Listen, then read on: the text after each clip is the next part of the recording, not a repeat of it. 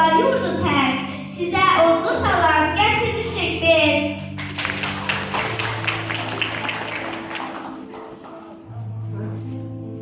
Yer üzündə uşaqlar var, rengi qara, rengi sarı. Gəlin dostlar salamlayaq, bugün bütün uşaqları. Gəlin dostlar biz onları sevə-sevə salayaq. Qoy titresin səsimizdən, yad ellərin cəvvadları. Qardaş olsun, sirdaş olsun bu dünyanın övladları. Hoş geldin deyirik biz bu bayrama. Salam gönderirik bugün hamıya. Ürəklərdə min dilək, arzumuz atsın